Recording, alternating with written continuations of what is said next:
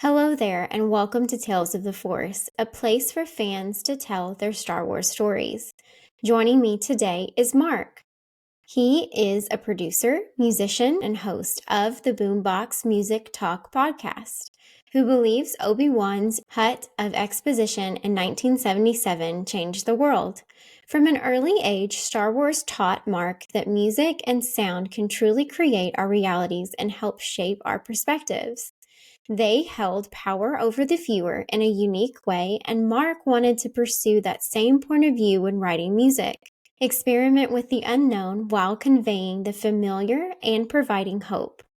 And like the Force binding the galaxy together, Star Wars helped him realize that we are all one, that strength comes from peace and purpose, and above all, that art is a subjective expression, not a competition. As he likes to say, enjoy the journey and stay zen. Don't forget, this is Marc's personal story. It is not my place on the show to dismiss, diminish, judge, or have an opinion on his story. Any views, thoughts, and opinions expressed are his own. Any comments on this episode are expected to be respectful. General reminder, Star Wars is a story that deals with hopeful themes, but also touches on things like war, death, loss, slavery and oppression, trauma, mental health issues, personal injury, abandonment, pregnancy, and childbirth. You are advised to refrain from watching or listening to the YouTube channel or podcast if you are likely to be offended or adversely impacted by any of these topics. As always, please take care of yourself and reach out to someone you trust as needed. In this episode, we also touch on Marc's personal journey in spirituality and some loss of loved ones in his life. If those things also might be triggering for you, it might be best to skip this episode. And with all of that out of the way, please join me in welcoming Marc to Tales of the Force.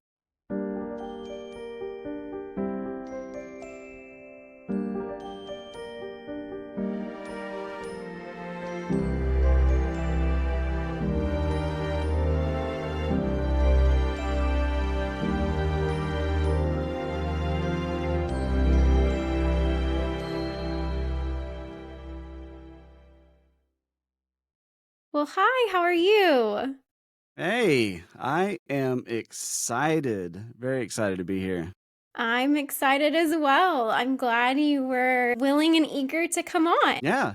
Well, right off the top, I want to say thank you to you for starting it. So there's another Star Wars podcast that I've listened to for years called Force Center, and they always approach it from just a celebration standpoint, trying to find what you love out of things and kind of go at it from that perspective.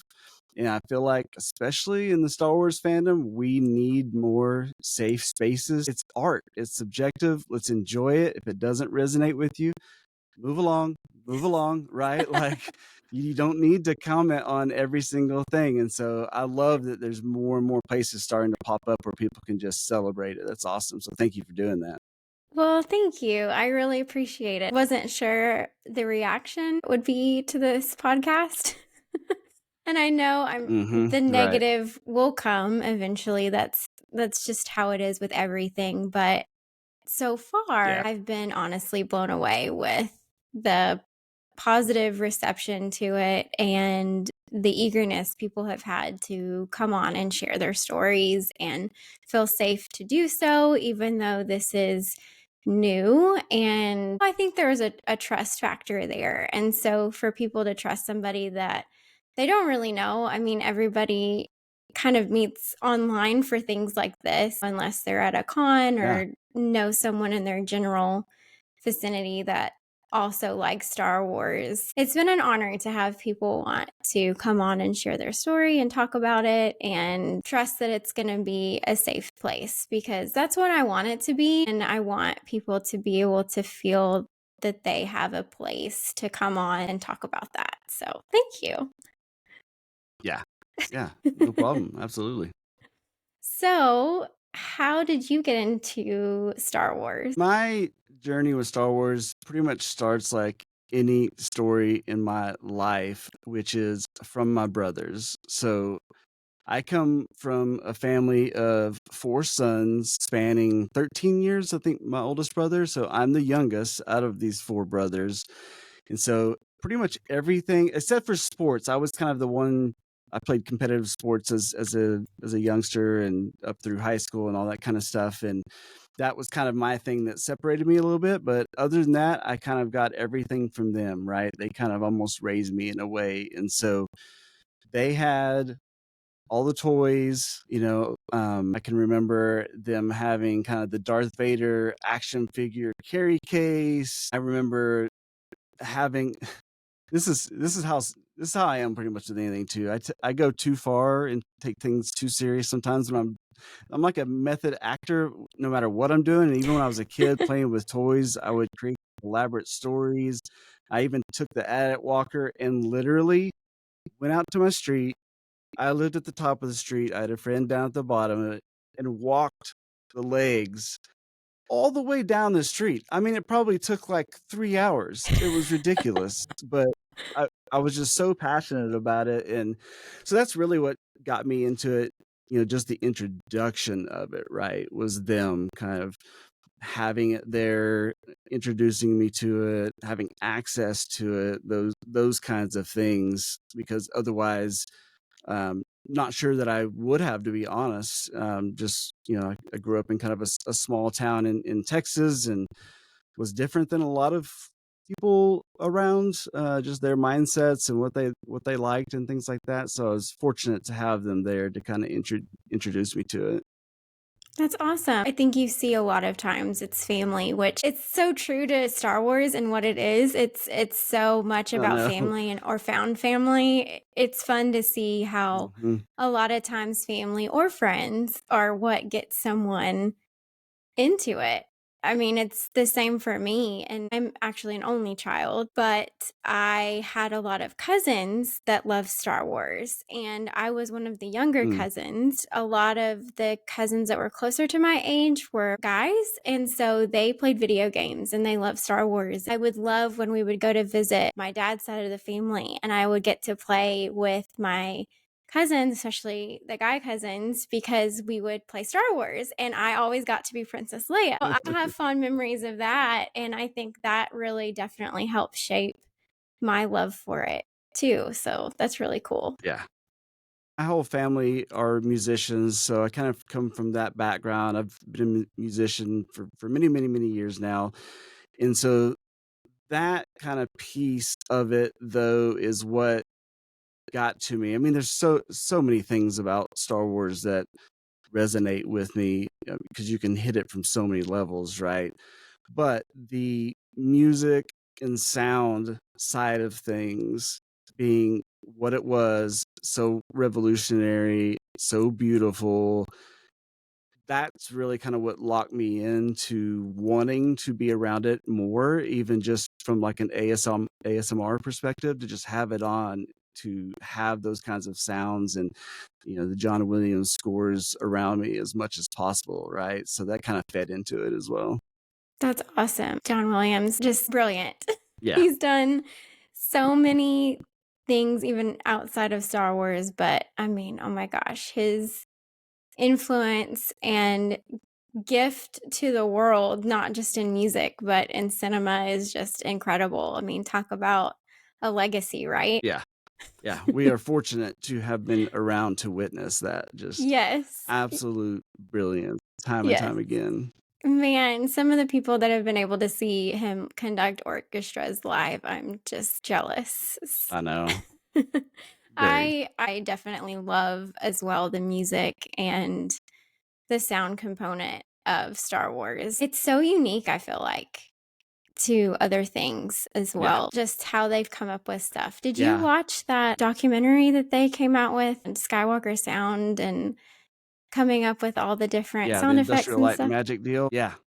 Oh, It was yeah. so Yeah, cool. absolutely. Yeah, because I feel like George Lucas was one of the first people, and I mean, you can always point to other cases, I'm sure, but he was, even from early on, the cool thing about it was he didn't want to keep everything a mystery. He wanted to open the doors and show people how things were being made, what all goes into this because it's hard, right? Like it's difficult to do.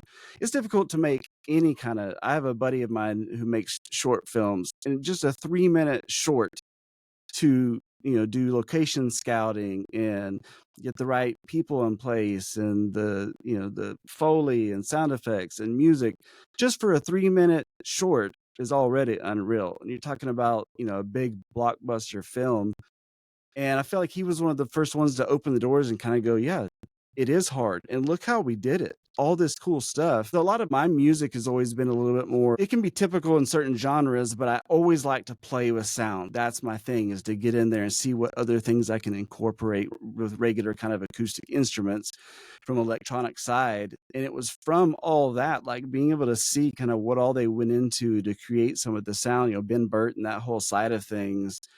I just fell in love with it. Like, oh, you can come up with all kinds of things that aren't just your typical, sounds, right? That really kind of hooked me from a sonic perspective. Took that and kind of ingrained it in everything I did from then on. Is what else can I do? How can I tweak this to make it a little bit more unique or whatever? So that was a big impact as well. That's awesome. I love how they layer the different sounds. And when you see that in music too, that's really fascinating to me. A lot of people kind of think it's cheating or don't like it, but like the looping and different things that Hmm. people can do where it's just one person and they can create a sound and then add it in another key, like harmonize with themselves and loop Yeah. that. It's fascinating to me. And to see that they did a lot of that with the sound effects in Star Hmm. Wars. It was sounds that didn't exist and they came up with it. Yeah. It's just so cool to me. I could just sit and be a fly on the wall and be fascinated for years, Oh literally. yeah. Yeah. Absolutely. Yeah, it's before then, being younger at the time and seeing it, and then you start learning about these things and you start to realize just all the different components that I think really helped spur such a creative generation following that in every level of movie making, because they opened the doors and showed people kind of how to do it. So then now people knew, oh, that's a completely other department that's handling this thing over here. And the special effects people, there's 13 layers of things going on. It's not just one path. And so I feel like it opened the doors for so many people to go, okay, that I like that part of it. Let me go down that path and see if I can become, whatever, a creature effects person or whatever, and just have these avenues to pursue versus just, I want to be a writer and director and make movies. Like, okay, cool. That's a small percentage of people that get to do that. But there's a big percentage of people that get to influence it and help shape it, right? And so kind of open that up to a lot of people, I feel like. Yeah, I bet there's a lot of people that work at Lucasfilms or any aspect of that grew up like us loving Star Wars, and that was their goal to Yeah. do that. It's neat to see how so many people are creating now in an area that inspired them, and now they're in turn inspiring another generation. I Mm. got to go to my first convention this year, and I was lucky enough to get to sit and listen to the Clone Wars panel and to see different people come forward and share their stories of how that animated show has helped them. And then now they're turning around and showing their kids for the first time. It was really cool to, in the moment, see like a physical representation because, I mean, we know it's generational, but Yeah. to see that and to see those people standing up there and saying, hey, I watched this impacted me, and now I'm sharing this with my kid. It's just so cool to see that happen down the line and it not just be as a consumer watching something and it inspiring us, but also creatives like you and different people that are creating in different avenues where you might not be making music for a Star Wars film, but it still inspired you to create music and to do it from a different angle, maybe sometimes and outside of the box because you saw it as a kid being done for a Yeah. movie. Yeah. That's awesome that you got to be able to attend that panel, by the way, too, because I've always been a huge animation lover ever since I was a kid.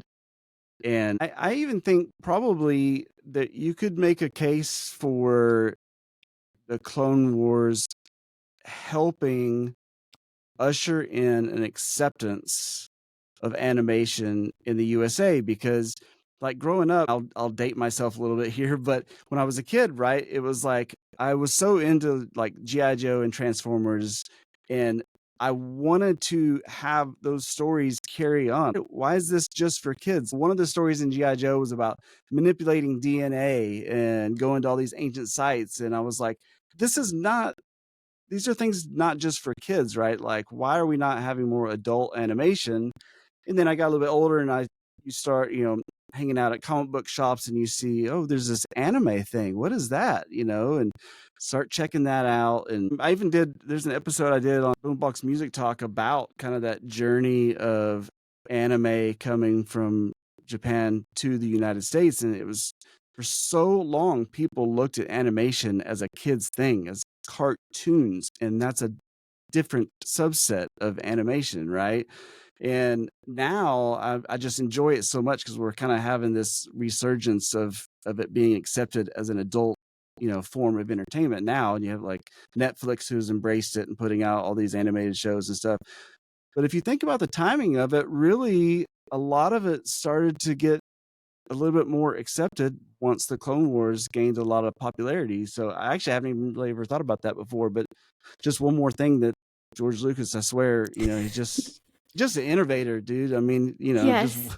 whatever he does, just somehow he's always, 10, 15 years ahead of the curve on everything. And I'm so glad that he did that, because you have such a huge portion of people that are already into something like Star Wars, that now if you can get them around the idea that animation is not just a kid art form, then you've already won over so many people, right? Right. So such a cool means for it. So that's cool that you got to be able to attend that and just see that in person. That's cool.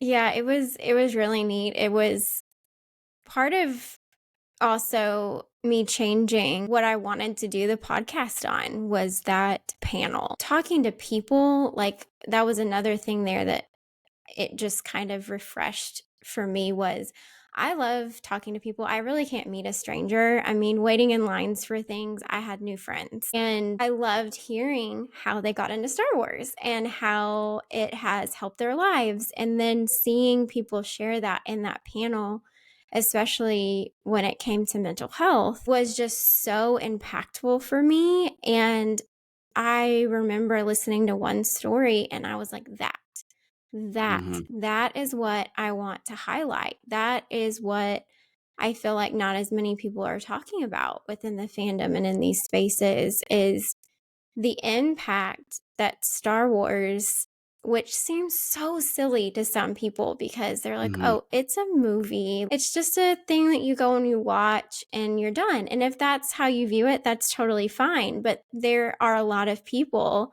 that this has genuinely touched and has changed our lives for the better. And so I wanted to be able to share that and find other people that felt the same way and let them have a space to come and share that story with other people that also love it. It's an important piece of the puzzle that I think you're right. People don't talk about the impact in that way enough. I mean, I can tell you from personal experience, so many times throughout my history, Star Wars has kind of entered in these phases of my life.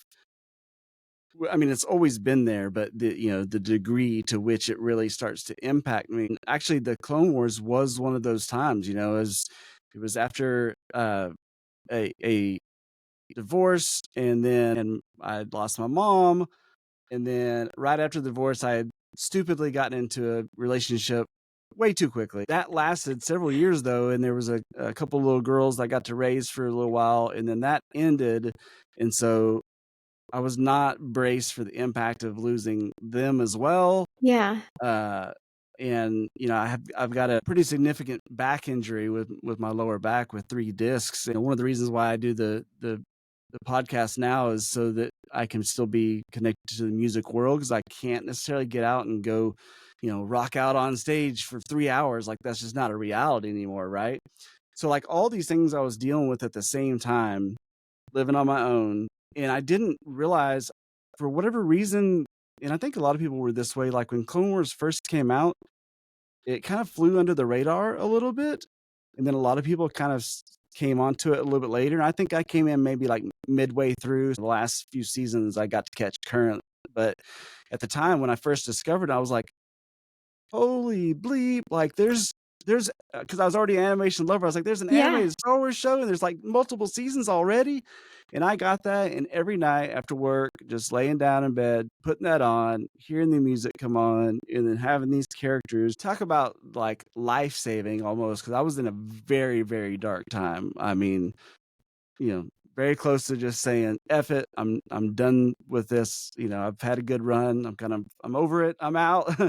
But, being able to have something to look forward to was such a huge impact. And even now, it still has continued to be that way. I mean, other things that I've faced, in life since then, that still, just the idea of future Star Wars stories can keep people going sometimes, to go, well, I'm kind of tired of life, but I really want to see the next, I want to see the Star Wars. I want to see all the Star Wars. I don't want to miss out on it.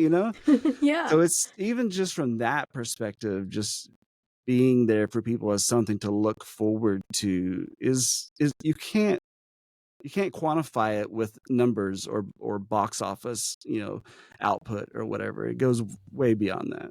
Yeah. It's when art does it right, when it affects someone in that way. And like you said earlier, yes, it is subjective. And so not everything is going to hit everybody in the same way or help someone in the same way. But that's one of the things that I love about it becoming such a big franchise, is that just means there's more space for someone else. Or if you don't really connect to this, well, maybe next year a story will come out and you can connect Yes. to that one better. Yep.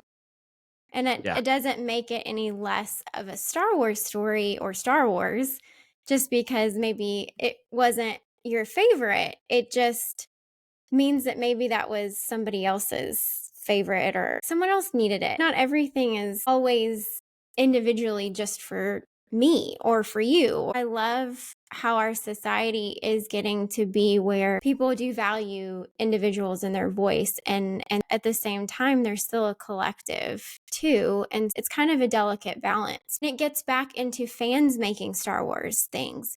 Different Hmm. things in Star Wars probably affected that director, and that is going to inspire them to create from that perspective. It's interesting to see Star Wars fans making Star Wars content, because I don't want to say biased, but there are going to be some areas that shine a little bit more in that project because that's what hit them in the feels. It's just one of those things with going through those times where Star Wars really helped you. Is there any specific characters or specific moments that really shine through that? Yeah, I mean, I can even go back to the very beginning as well. I mean, there have been many moments and characters that have impacted me in different ways. The two biggest, I think, would be one when I was a kid and one as an adult. One when I was a kid was Obi-Wan. And the reason being is because in the original Star Wars, A New Hope, the scene where, in fact, the team over at Force Center, they always call it Obi-Wan's hut of exposition, because it was kind of like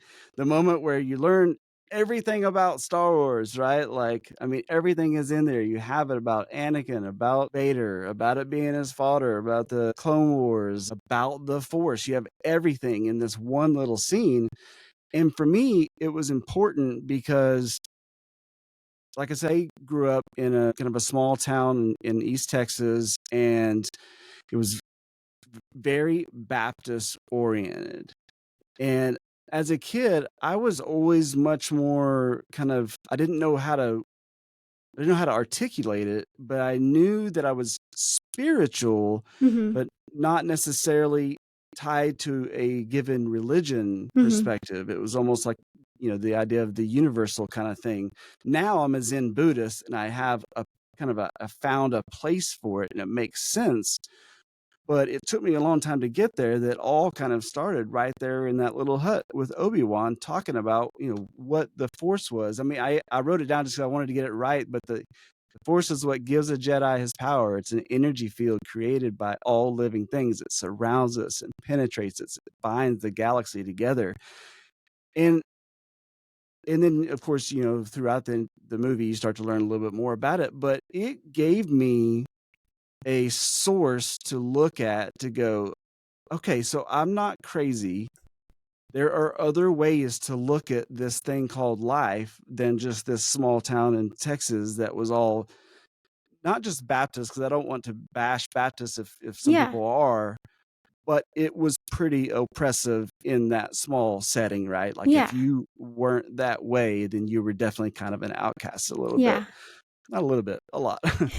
But it gave me something to kind of point to go, okay, no, there's bigger ideas, and let me try to pursue that, which ultimately did lead me to kind of, the idea of Zen Buddhism, everything being connected, and the same, what is without is within, the external is the internal, above is below, all these kinds of things were all one kind of idea. And it really helped as a kid to have that to go back to anytime I would start to feel lost or feel, because there were not a lot of people that had that kind of open mindset, especially as children, because a lot of people just follow, what's been presented to you as a Yeah. kid. And so that moment in that scene really impacted me big time from that perspective. Yeah. Yeah, that it helped you kind of go on your own journey spiritually to find what was important to you. I think it's always really sad to me when certain groups, like whatever group, I think you can find it in any expression of like a belief or faith or different things. And sometimes people can get that way to where it's very negative towards anybody on that quote unquote outside of that. Mm. And that always really makes me sad because I think we can learn from everybody and it doesn't have to be this fear of someone different. Just because someone's different doesn't mean that you should fear what they think or how they look at things because you can learn from that. Like even at the end of the day you don't agree with them and you don't believe the same thing they believe, you can still learn something from that. And just to completely shut that out and make people feel othered or less than is like really sad. Yeah, yeah. There's a philosopher. If anybody out there just struggling with life in general, I encourage you to look up Alan Watts. He kind of brought a lot of Eastern ideas to the United States back in the 60s and 70s, and um, just a great orator. He's tremendous speaker, but he talks a lot about that idea of that you have to have both sides of the coin for it to be a coin.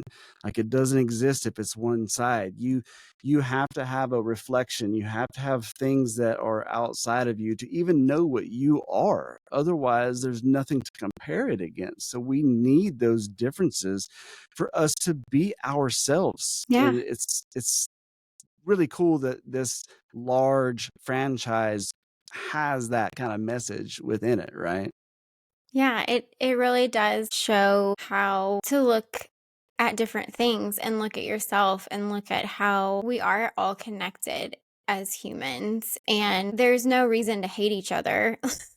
Yeah. It's It sounds and so you silly, but true, right? yeah, and you see like these different people and different species because Star Wars is filled with more than just humans and a lot of them have different cultures and different beliefs and different ways that they do life and they still in a lot of the Star Wars stories like obviously there's some that show it as the opposite as kind of a lesson but in Mhm. some of the stories that really speak to me, you see them work together for the common good and for the galaxy to be a better place. And I love how in Star Wars they show that the small, little, tiny steps can make a big difference. Yeah, right. And And I feel like even Obi-Wan even said something to that extent at some point. Being kind to somebody or helping somebody or taking a risk to do the right thing, it can trickle on to that next person. It can inspire that next person to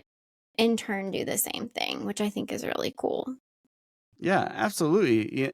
And you never know, that little act of kindness now can shift the reality for that person in that day, and now they go home and have a better time with their significant other or their kids or whatever. Maybe they were stressed before that, and you doing this little bitty thing kind of uh, made that switch in him at that moment, right? Yeah, I totally agree with that. To circle back, the other person, Luke in The Last Jedi was now, fast forwarding to me, kind of growing up next to Luke, right? And I can find myself, if I'm not careful, I'm generally a positive person, look for the good, all those kinds of things. I always have been. However, there are definitely times where life beats you down, and it's very easy to let your mistakes haunt you and plague you and make you want to go out on an island away from everybody else. I have a tendency to do that already because I'm naturally kind of an introvert. I don't know, maybe I'm an ambivert because I like big moments with people, but just individual conversations, small talk can kind of be hard for me, that kind of thing. So if I'm not careful, I can get in my cave of just, working on the podcast or creative things and realize, oh, I haven't really talked to another human in like the last 3 months. I might need to go out and see another person. But just seeing that journey that he went through and that you can decide, it was up to him. Yeah, he felt like things happened, maybe some in his control, maybe some weren't in his control, but he let it push him to that point. And the only thing keeping him there was himself, right? Like it was his decision. He can switch that. Of course, I mean, you have Ray that goes there to talk to him to help urge him on, which is also why we have the youth. I mean, I can tell you sometimes my daughter will do something that reminds me that, okay, yeah, I don't need to be grumpy in that way or whatever. But you know, seeing him go from that to at the end of the film having so much power in, which I think maybe Ray says this, but in peace and purpose, right? Like it does not take a lot of frenetic energy to be powerful. You can be powerful from being extremely peaceful and letting that drive your purpose so that you're focused. I was kind of going through a hard time when that came out. And I was like, you know what? I have the decision. I can sit down, I can meditate, I can breathe and become more powerful in what I want to do and accomplish. Maybe it won't be the way I wanted it or envisioned it before.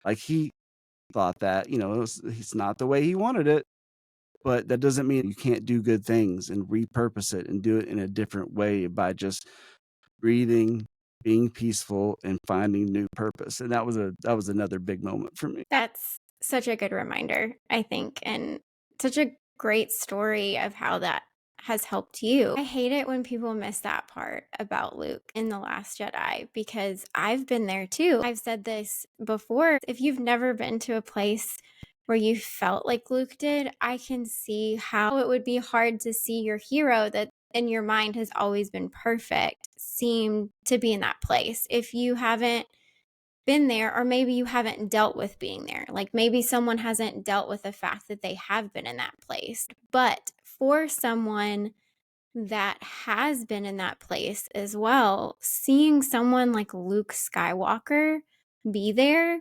was so impactful for me. Luke was never somebody that I really connected to really as much as other characters until then, honestly. And that is Yeah. such a hot take and something that a lot of people aren't going to like. Not that I didn't like Luke, I've always liked Right. him. Just Mm-hmm.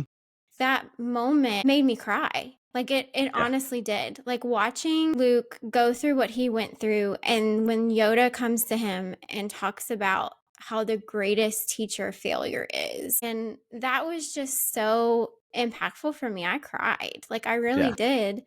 Because to see someone as powerful and as perfect, quote unquote, as a hero as Luke Skywalker, learning that lesson and seeing that tree burn, and to him thinking all of that knowledge, right, was gone, even though Yoda knew that Rey already had it, was Mhm. just such a good allegory for life to me that a lot of times we hang on to this knowledge or how things have been or different things, and it's fear that holds us back from moving forward.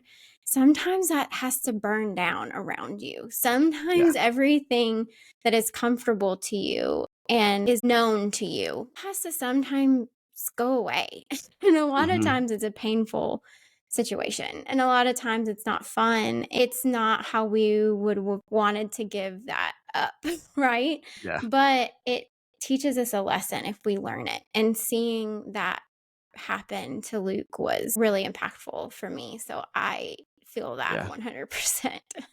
Oh, yeah. Yeah, and speaking of crying, I mean, talk about another impactful moment. So in The Rise of Skywalker, when Kylo/Ben, he's kind of changing at that moment, but when he gets to have the conversation with his dad again, whether he's playing it in his mind, whatever, that's one of those scenes where people can really kind of take it a lot of different directions, which is which is always so funny because you see people arguing about like why that's happening, what it is it a force ghost or whatever the case is. And I'm always like, okay, you don't have to argue. That's the point of good art, is that you can see it that way and this person can see it the other way. Like that's the entire point of art, right? But that scene, was impactful for me because, like I said, it was around the time that my dad had passed away. And I think, speaking of, to your point about change, like being hard, like I can see why people don't work on themselves because, for the last, 6 or 7 years, I put a ton of work into myself, and it's brutal. Like that's the hardest thing you can do, is work on yourself. You can try to help other people or change other things for the better all day long, but trying to change yourself for the better, God, it is difficult if you really start opening up and trying to, face not just, you know, speaking of the Luke thing, maybe why it didn't resonate early on is because it was more like things were happening to him.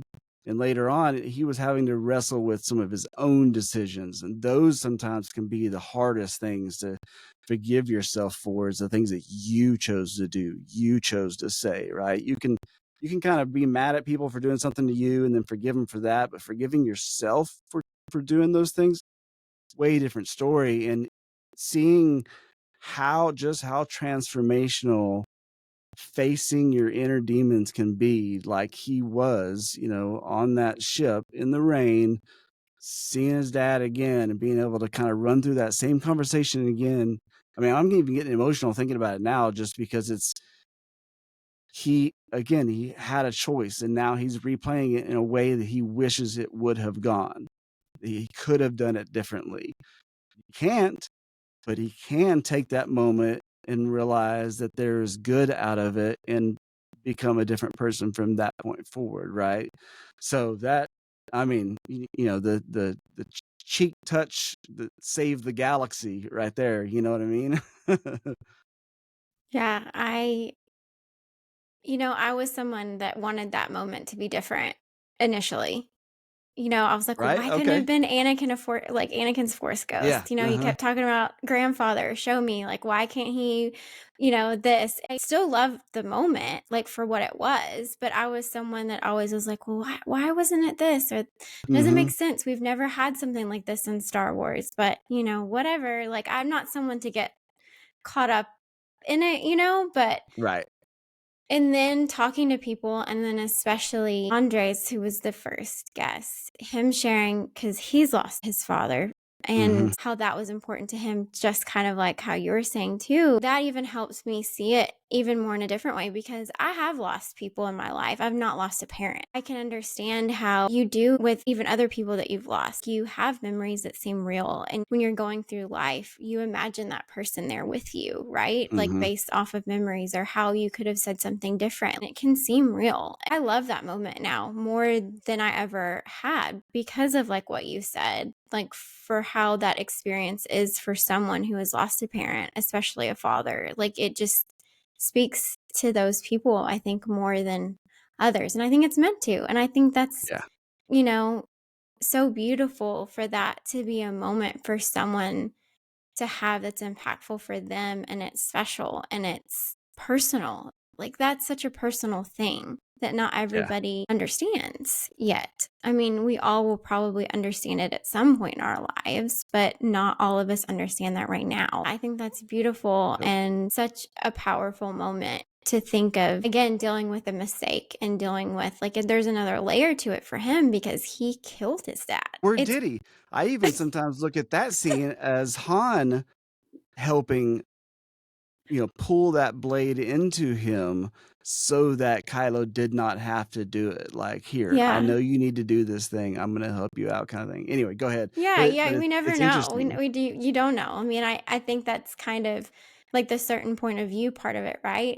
Yeah. It's true to a certain point of view, and I think there is a reason why they didn't show that shot. Mhm. Totally. It is a perspective thing. We don't really know, and my mind has gone there too. I've wondered that too. Like, did he love his son so much that he wanted him to be free of the pain that he had, and he thought maybe me dying would help him? Yeah. We Remove it don't from know. them. Yeah. But, I mean, to your point, though, I agree, and this is why I always encourage people to rewatch things, like, re-engage with it because depending on what you have going on in your life at that moment is completely going to shape how you take that media in. I've done it so many times with albums or artist songs. A song comes out and I'm like, nah, I'm not really feeling it. And then, years later I go back and listen to it, I'm like, oh my God, that's brilliant. I just wasn't in that mode at that point in time or that mood to receive that. Again, I'll steal this phrase from this Force Center podcast where they both are writers, but they approach things from kind of a writer point of view sometimes, and it helps me work through things sometimes because they always say, it's so important to engage with the story that's presented to you. Don't worry about, what you think should happen, what you think could have happened, all of those things you can think about. It's fun to postulate on and speculate. The moment you sit down to take in something, whether it's a song, a movie, a TV show, just any piece of art, you kind of have to wipe the slate clean and go, okay, now that I'm here, doesn't matter what I thought about it. Let me see what they're telling me. What story are they telling me? And let me experience that for a minute. Because so much of the unhappiness I feel like comes from a sense of expectations of what people would like to see or those kinds of things. And if you get rid of that layer, I feel like some people still won't be happy with certain things, and that's completely fine. But there's a huge portion, if you just remove that expectation part, I think it alleviates a huge part of that. Yeah, I think so too. And I don't think any of us are saying it's bad to have high expectations for something that you love. Like we all want it to have good writing. We all want something we love to be produced well or the effects be done well and different things like that. And I think that's something we all think, yes, we all want this. But at the end of the day, some of it is preference and some of it Mhm. is a style or a taste. It's a different taste. And I don't know why I just thought of this, but maybe because of the music background that you have and different things. When we like different artists, I don't go to you and say that's not a musician. Right. Or that's Yeah. not music. I just say, That's not my favorite. That's not my Yeah. favorite artist," or "That's not my favorite music," or "I don't like that sound," or something. Like, we're not debating whether it's music or not. It just Yeah. isn't our flavor of what we want. Yeah, or that you're And stupid for liking that kind of music, like, "What? What are you yeah. talking about?" Yeah, and so it's the same with Star Wars, I think it's the vernacular maybe that we use. Maybe it's just not an awareness that it comes across that way. But I think when we say something is not Star Wars, well, it might not feel like Star Wars to you, or it might not be your favorite Star Wars, or it might not resonate with you. It doesn't make it not Star Wars. If I don't like something, I'm not going to watch it 5 million times. I'm just going to move on to something else. Find what still brings you joy. If Star Wars brings you joy and it's just the OT that brings you joy, watch the OT. Yeah, right. If it's just the prequels, just watch the prequels and talk about that. And again, that's not saying to not have good criticisms or whatever. And here's the other aspect of it. I'm guilty of that too. It might not be about Star Wars, but I guarantee you I have that attitude about something else in my life. And Yeah. I don't want to get to a place where I say, oh, don't do this or do this, because it sounds like I'm on a high horse and I'm better than somebody. I'm not better than somebody. I know that I struggle with being disappointed in something or frustrated in something or not liking something. It just might be something different. And I might just not be saying it online, or I might Right. in a different area. It can be something else. We're all, I think, to an extent guilty of doing that or having those feelings. I think it's, and this is so Star Wars, what we do with that, right? Yep. Yeah. It absolutely is. And to go back, when you were talking about that, it made me think earlier in the conversation when you were talking about, having these different flavors, right? That people can now kind of, maybe you jive with this, you don't with this.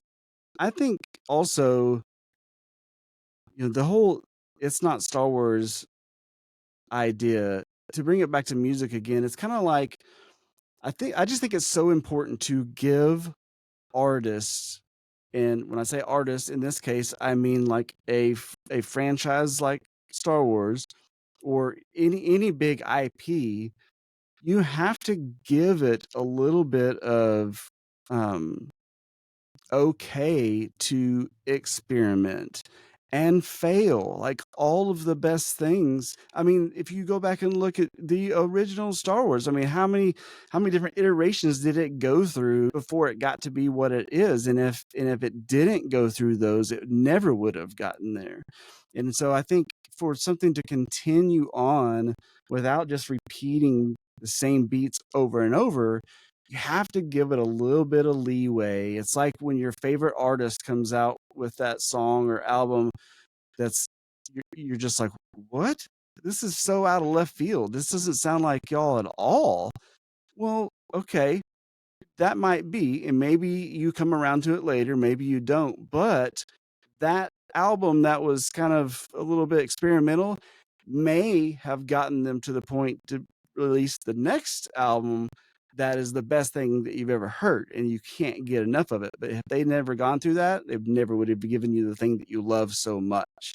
It's the same thing with Star Wars. We've got to give it room to breathe, let it experiment, let it fail, and it's not the end of the world. It's okay. Like, okay, so maybe that one wasn't quote unquote as good to you as something else.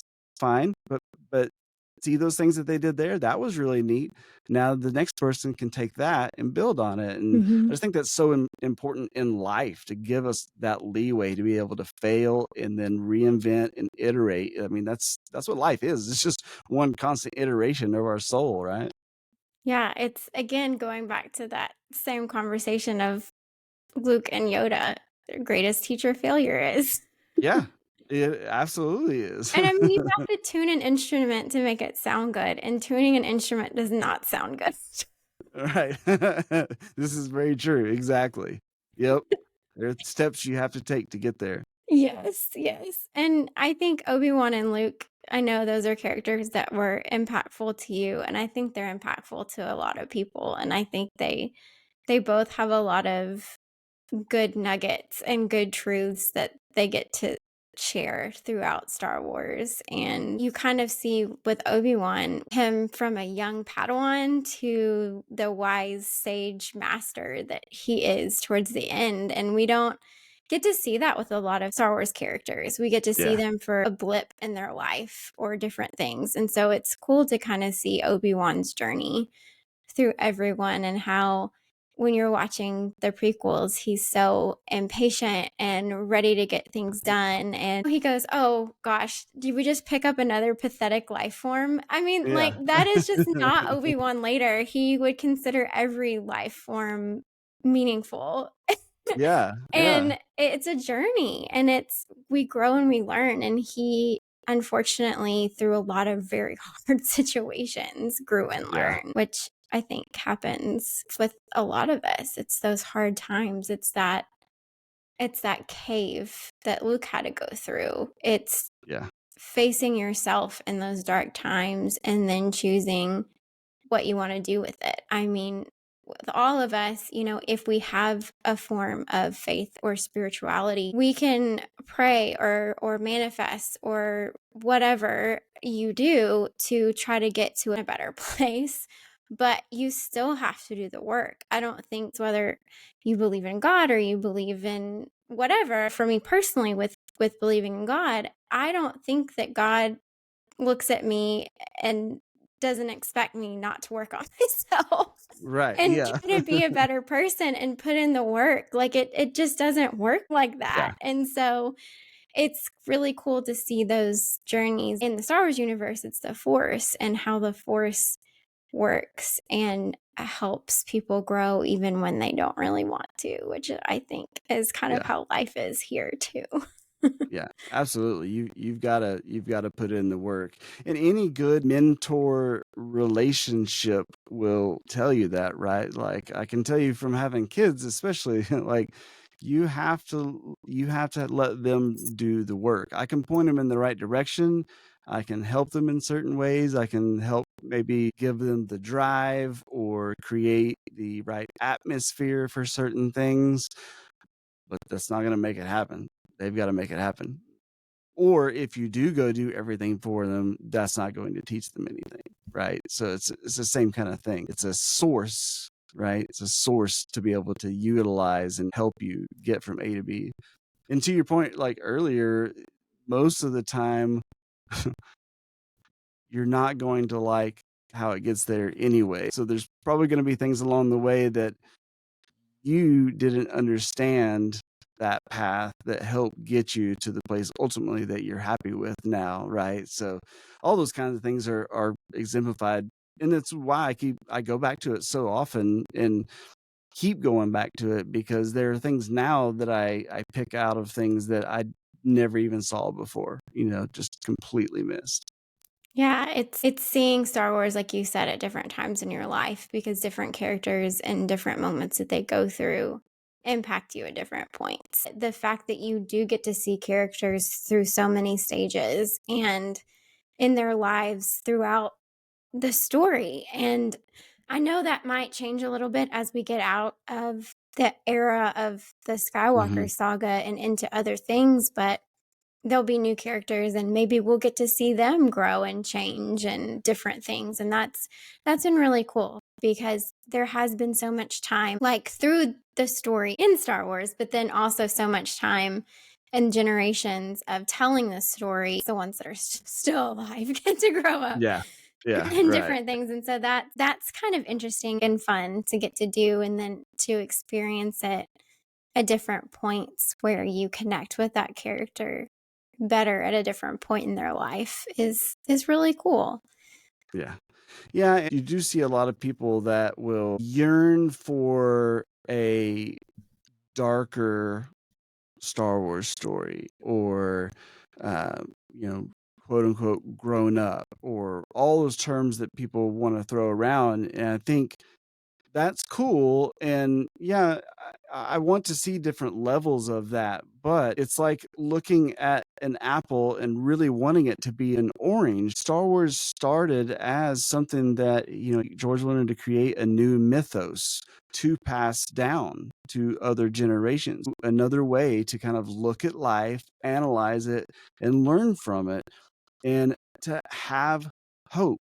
Like, as much as we want these different stories to be told, I think it's still super important that the intention is for it can still be the kid inside of us as we age, but it still needs to be speaking to people who are younger in life trying to figure this thing out, and have a ray of hope.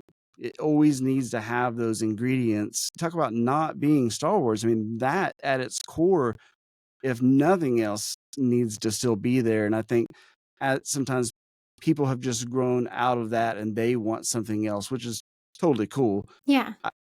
Respect to them, but you're wanting to take away something that could be a good force for millions of young people. Why would you want to do that, right? Yeah, So and that's the I way I kind think of they look at can it. do that, hopefully. I think they can tell some of the darker stories and different things and still center it Still have that around hope hope. ingredient. Yeah. Yeah, Hmm.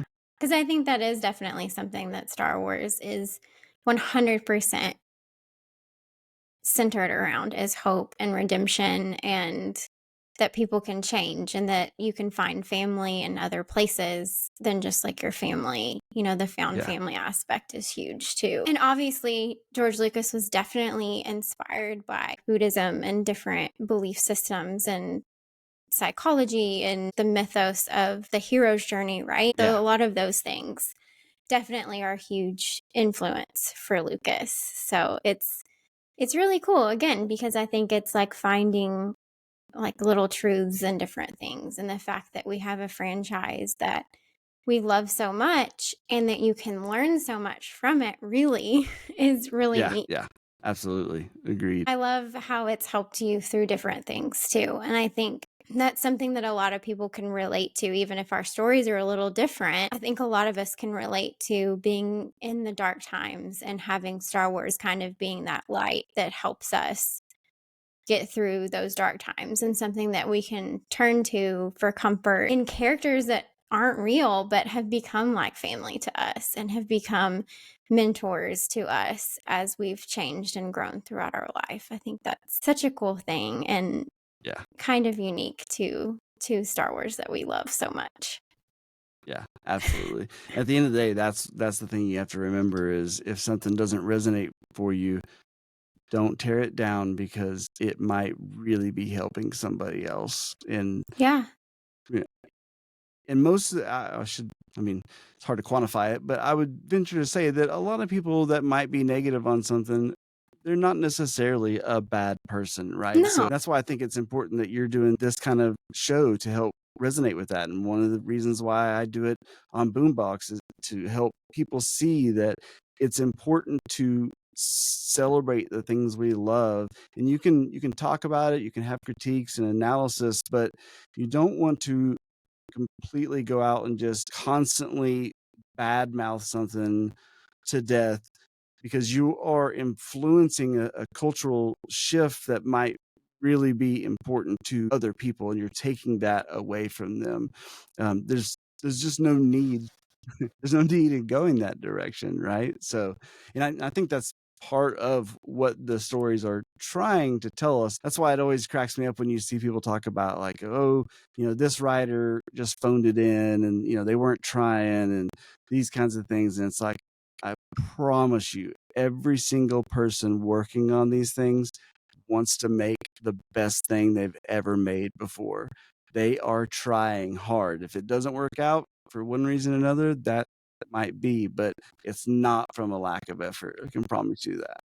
Yeah, and I think too, if you've never worked on any kind of production in any type of situation, it is honestly Yes. hard to understand how many moving parts and how many people are pouring their heart and soul into something. And I always think about that too when someone doesn't like a finished product, which is totally fine if you don't like it, but there are so many people that put so much blood, sweat, and tears and love into trying to make something. At least be respectful of the fact that people are trying really hard. And not everyone has a bad motive behind doing something. I really highly doubt that people that are making things are making something to try to ruin something. Like, Yeah. who No. has the time and the effort? And I think too that comes from maybe fear of change and fear of something becoming something a little different than what you're used to, or other stories being told, or different things like that. And we all have to remember, just like I remember from being a prequel kid, is that a lot of people can have a lot of opinions, and sometimes people start repeating that opinion because they want to be cool or they want to be seen as superior or whatever. And I'm not saying that's someone's motive, but just like hope and kindness can be a spark that continues to someone else, negativity and hate can do the same thing. I mean, I cannot tell you how many times it's so easy to be around someone and they are just complaining about their day and they're complaining about their job and they're complaining about whatever, which we all do. But it's so easy to be the next person because you want to fit in and you want to be able to have that same conversation with somebody. And you're like, oh, yeah, me too.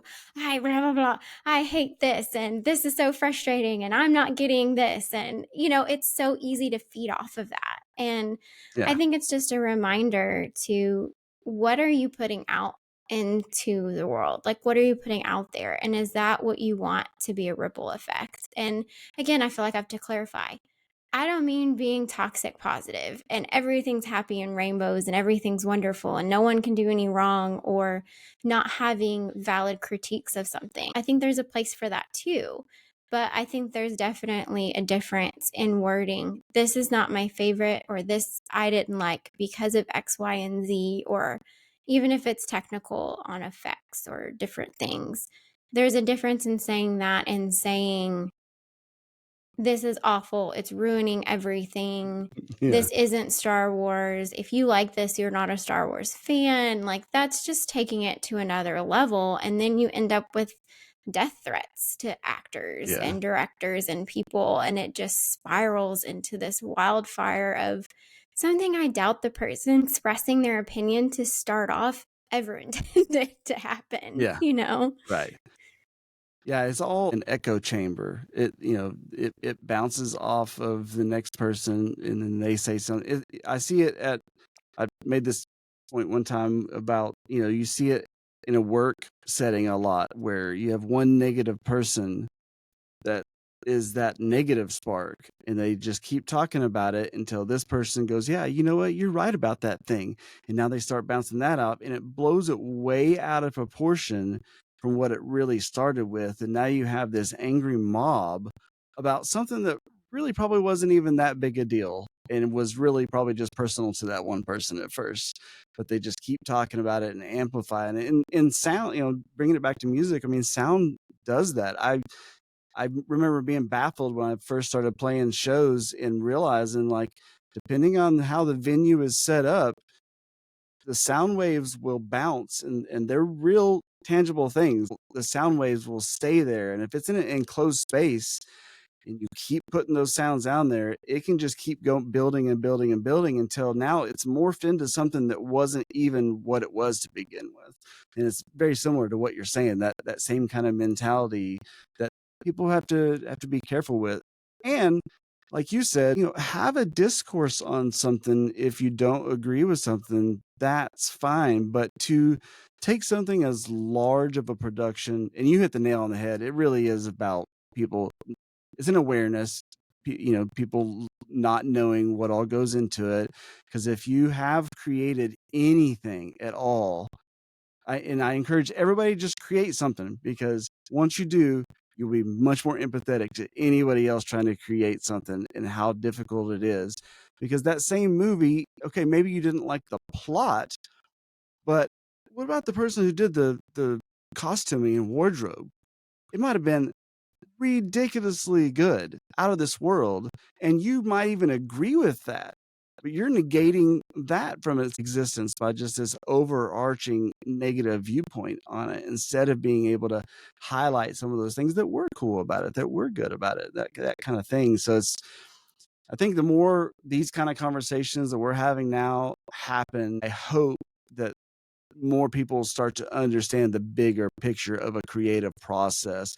Because death threats, that hurts my soul Yeah, same. so bad, to know that ever a creative piece of art is causing that. Like, this is a person that's like you going to somebody's job and being like, you're an accountant and I don't like how you crunch those numbers, I want you to die. Like, it's your Mm-hmm. effing job. Mm-hmm.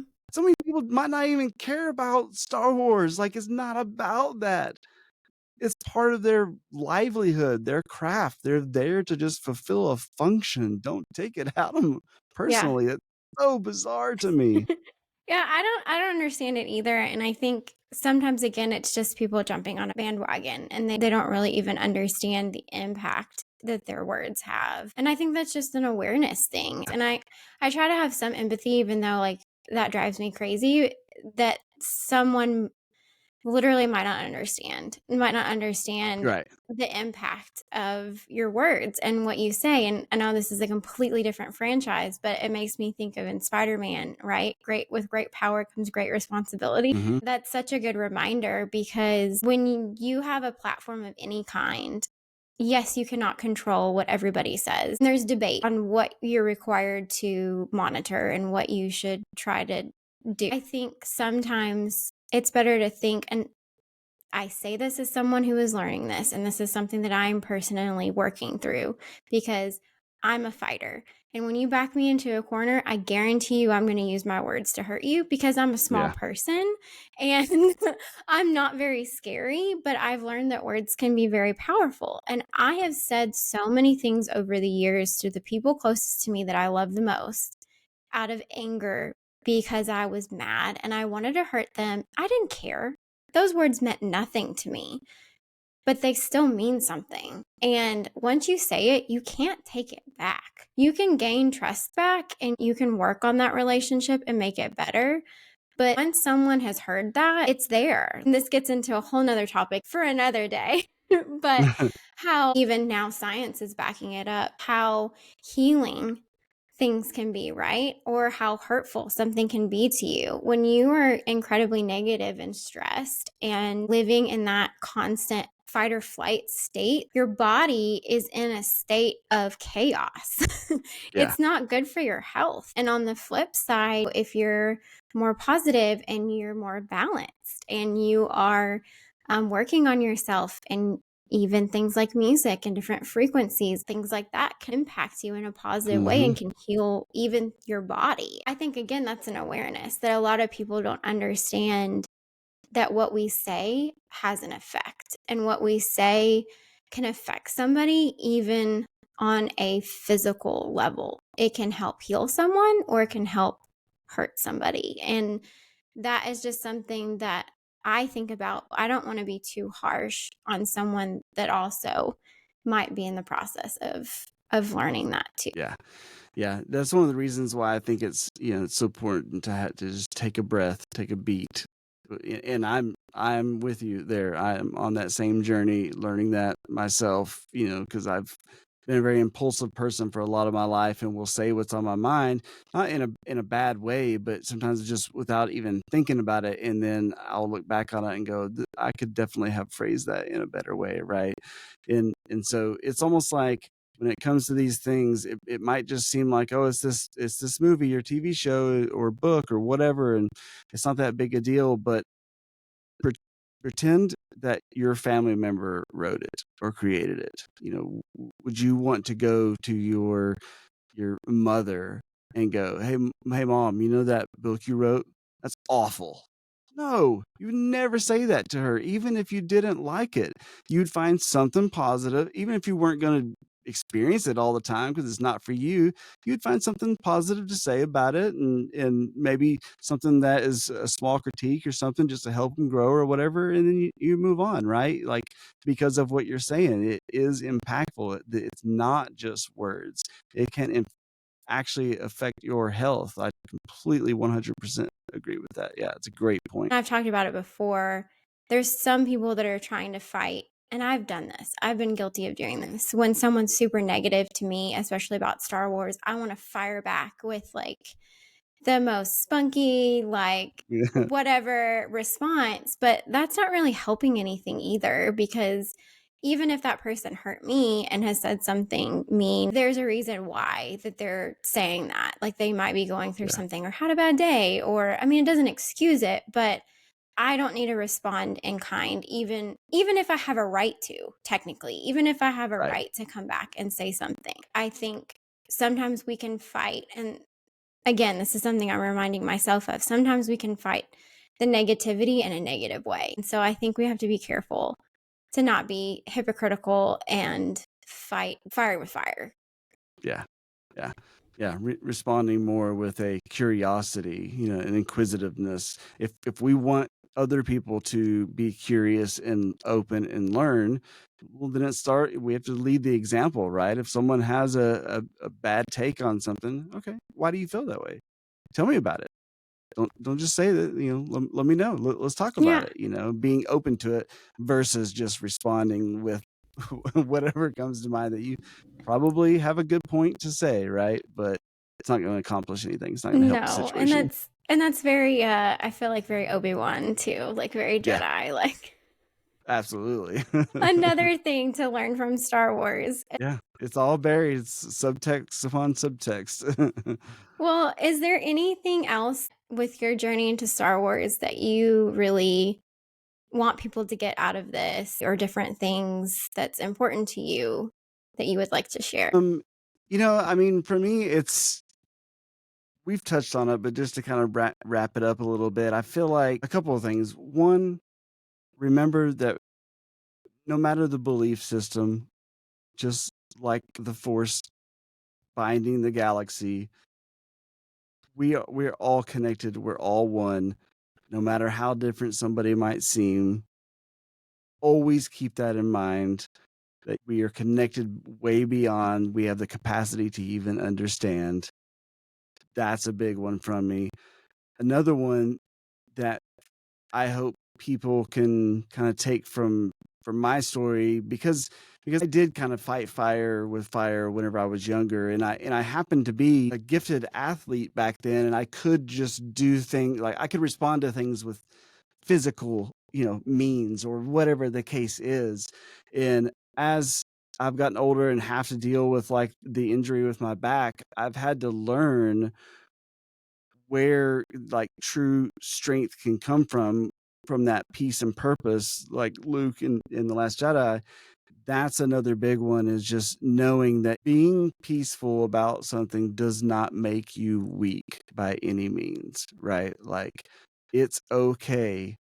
It's okay to also go into solitude a little bit and work on yourself. Like that's not necessarily a bad thing, right? I think keeping those things in mind, and then at the end of the day, just remembering that art is supposed to be fun, right? Like it's here. It's something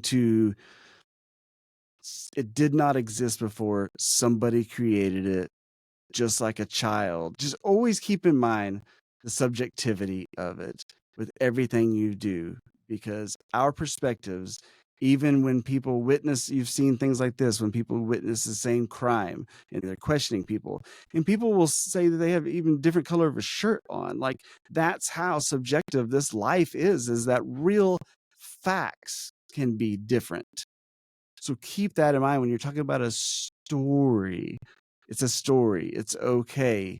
It's going to be different for everybody, and that's not a bad thing. So that's where I guess my journey has led me, is just have a little bit of compassion.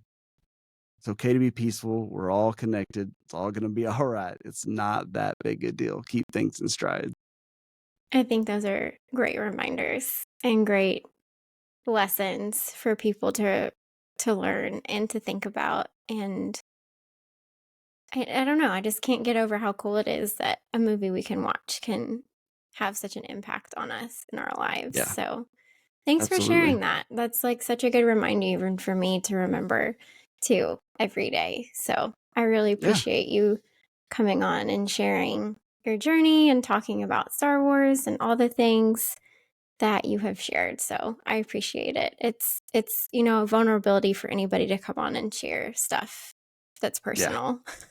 It's yeah, and it's very vulnerable to do a thing like this, to put yourself out there. So thank you for doing that. I send Oh, you well, all the light and thanks. love in the world, that I hope this continues to be something that you derive joy out of, and that other people can tell their stories, because there are a lot of stories out there that I think can impact people, Yeah. outside of their own little world. So it's an important thing that you're doing. Thank you. I appreciate that a lot. And I also want to remind people that are listening, because I've had some people say this, that they feel like their story isn't cool enough or impactful enough or wouldn't matter. I just really want people to think about that because you don't know that. You don't know that even if you think your story is boring or you don't think it's special, you don't know that someone else might have a similar story and you sharing that could be impactful for them. Like it might not seem like it to you, but there could be something that anybody can learn from.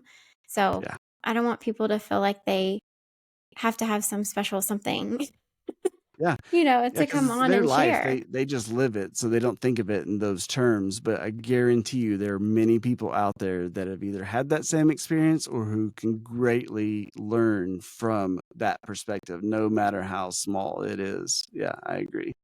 And that's why it probably seems silly to some people, and that's totally okay. And I do want to kind of bring this up because we are recording this on my dog Max's birthday, who passed. And people probably think it's silly for me to post about him on the social media and different things because they're like, oh, this is a dog. What does this have to do with Star Wars? But he was a huge, impactful part of my life. And a dog was that impactful to George Lucas. Like, we wouldn't have Hmm. Chewbacca if it wasn't for his big sheepdog that used to, I think it was a sheepdog, that used to Yeah. ride around in the passenger seat of his car.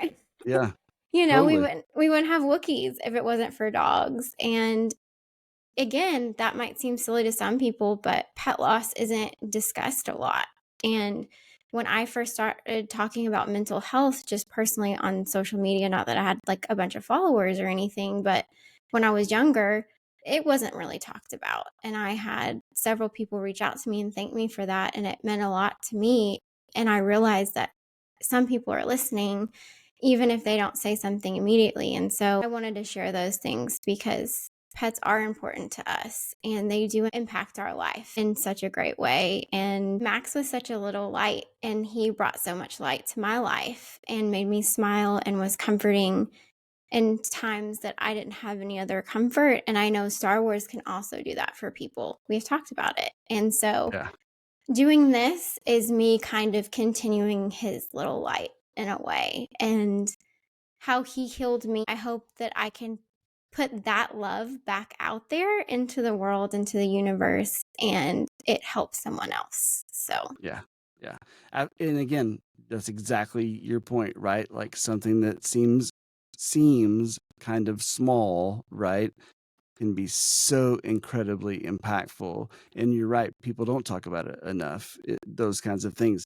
There's lots of different avenues you can go down that are similar to the pets that we have that create such joy. And people can joke about it at times about those being somebody's kids or whatever point of view you want to take on it. But the reason why that joke exists is because it has the same amount of love, right? Like you do derive joy out of those things. I feel the exact same way about it whenever I was recently, going through a divorce and I got my mom a cat that I didn't know had, babies at the time. I just felt a connection with her and brought her in and all of a sudden she gave me four more. Two I gave to family, but kept two for myself. And all of a sudden had this little world that really helped me kind of keep going and have something to look forward to and have that love around that maybe I didn't have from another human. And that's not a small thing. That is a huge thing. And it's not a bad thing to get that word out there. So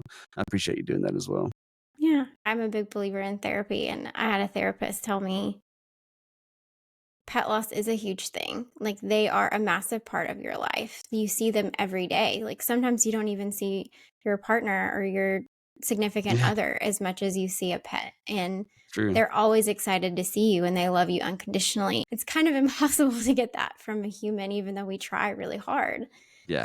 Um, and so, yeah, so I just don't want people to feel alone in that. And I wanted some good to come out of that. And I didn't want to just sit in my room and be sad, Yeah. honestly. And so talking about something that is helpful for me and helpful for others, I know is positive. So, yeah, Absolutely.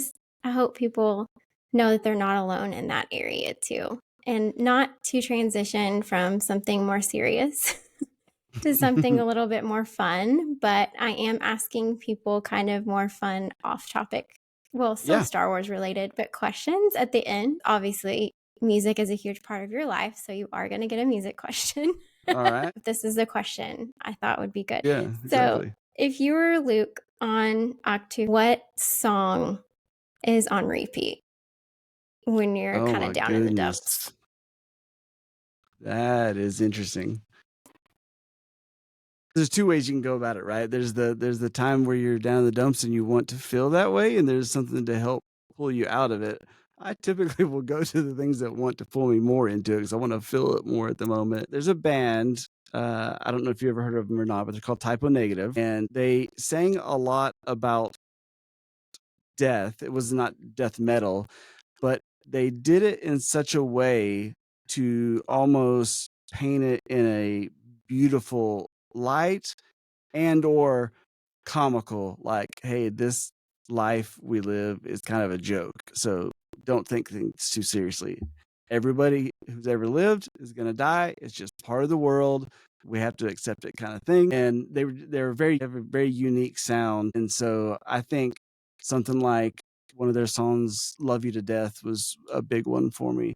I would say something like that because it would allow me to kind of wallow in the moment of being in solitude out there while simultaneously reminding me that this is all just kind of one big cosmic joke. It's okay. Like, don't take it too seriously. You can analyze it for a little bit, but at the end of the day, you got to, it's like the cut scene with I forget what the characters are, but where they have the festival or whatever, the caretakers, it's like you still got to kind of party a little bit and just have a good time because we're here for a little bit and the pain is part of it, right? Just enjoy it. So I would say something by them.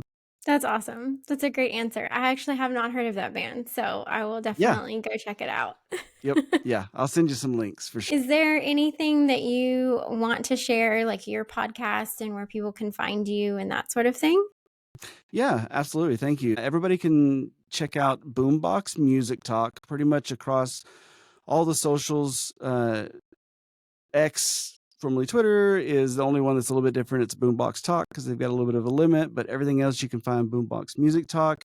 It's on all the podcast platforms. It's on YouTube. I try to put out episodes with visuals and things like that. I call them mini documentaries. It's a big production. There's sound effects, there's music, there's audio clips from different media that I pull in. I call it an immersive audio experience that is just trying to have fun with the music and sounds while we talk about it as well. So if you're into music, if you're into the exploration of sound, those kinds of things, whether it's new stuff or just paying homage to old stuff, definitely take a look. It's all just positive, celebratory kind of vibe. And I always say the catchphrase is enjoy the journey and stay zen. That's what it's about, is just having a good time while you do it. So definitely check that out. Wherever you can consume your podcast, you're going to be able to find it.